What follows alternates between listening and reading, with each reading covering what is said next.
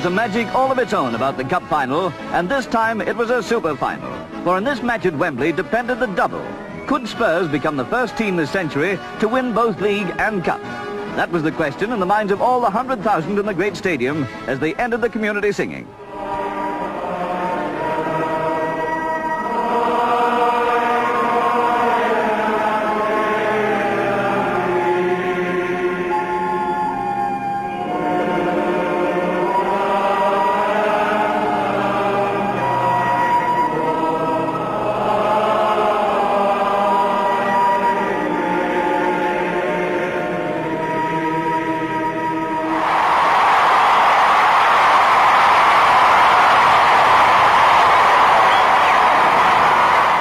The preliminaries over, the teams took the field. Leicester City on the left in tracksuits and league champions Tottenham Hotspur.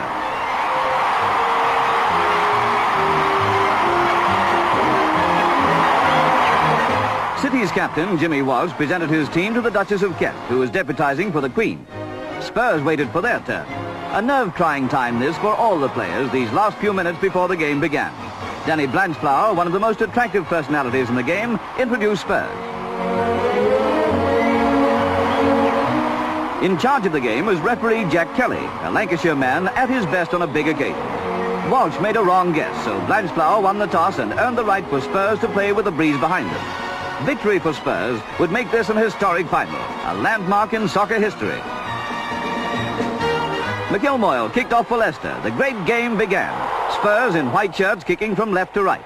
Incidentally, quite an ordeal for young McIlmoyle, brought in at the 11th hour at centre forward for Leicester in place of the experienced Ken Leak.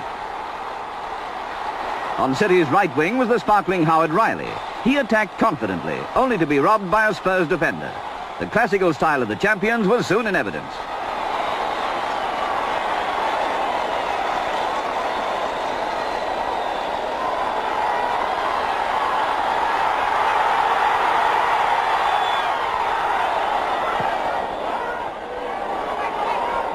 A well-placed centre found White, but the inside left shot over.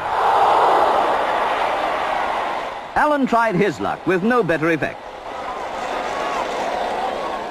Wembley finals have a history of accident. Spectators feared the worst when Spurs right-back Baker fell and lay still. 100,000 were relieved a few moments later when it was seen that he was not seriously hurt. For 7 finals have been marred by injuries since the war. And then, to everyone's dismay, Leicester's right-back Chalmers was on the ground writhing in pain. He was a passenger till late in the game when he went off altogether. Could any team, even Leicester on top form, possibly hold Spurs with only 10 men? Meanwhile, Dyson shot tamely. Officially outside left, Dyson was evidently enjoying himself on the right. He passed to Jones. A goal! To Spurs' dismay, referee Kelly ruled it offside. Though spirited attacks were made by both teams, neither defence was penetrated. The scoreboard remained blank when the whistle blew for half-time, signal for the guardsman to take possession of the field.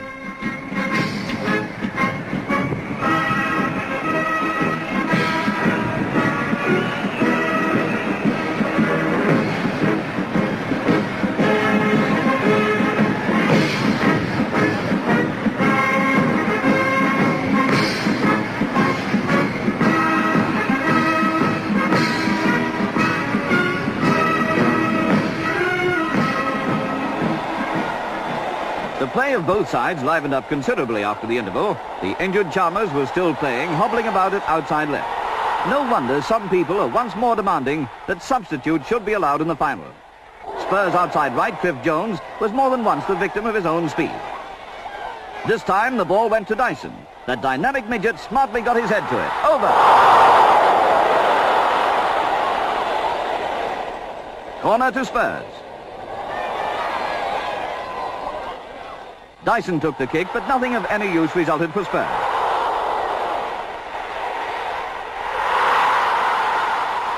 Leicester's fighting spirit won admiration everywhere.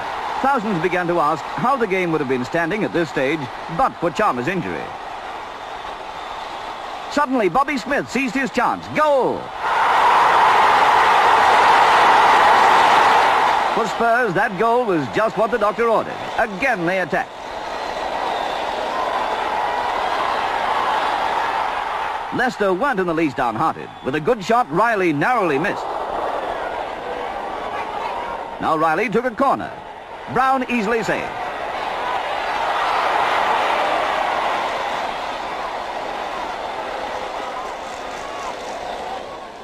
An anxious moment in the City's penalty area.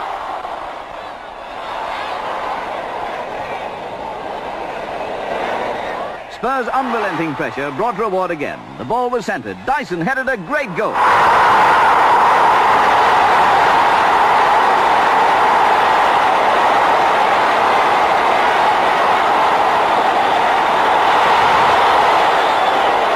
And still Leicester were undaunted, though they were 2 goals down with a very slender chance indeed of drawing level.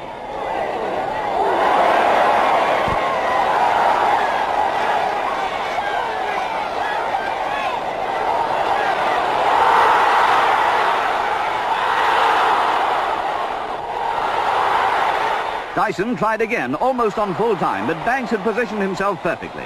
And there it was, the match winner. Spurs had won the cup 2-0.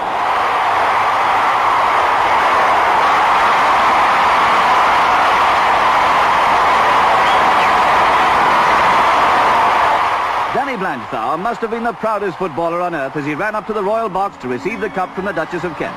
Spurs had won the fabulous double. In recent years, Wolves, Albion and Manchester United have all come within an ace of it, and all have failed.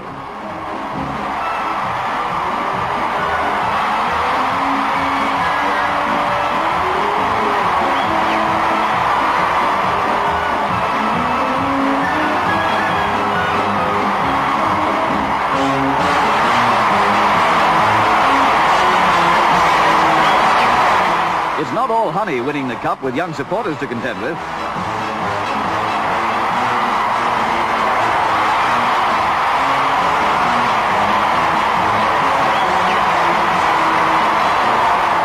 For Jimmy Walsh and his men, there were only losers' medals. But what a game they'd played. Sunpoil.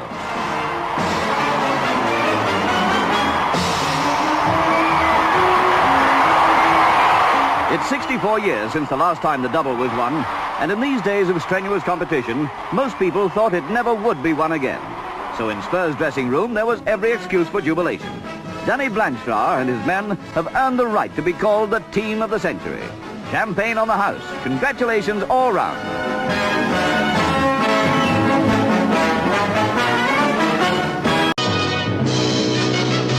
A bus with a load of heroes, cup heroes, Tottenham Hotspur riding back with a trophy. The route from Edmonton Town Hall to Tottenham Town Hall. The fans and mascots out in force.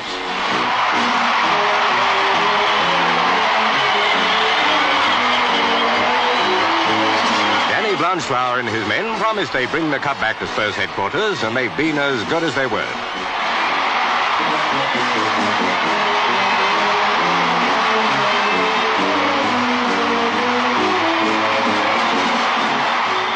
The open-top bus was hired from Brighton. There aren't any left in London. It was all they could do to move it as it neared the town hall.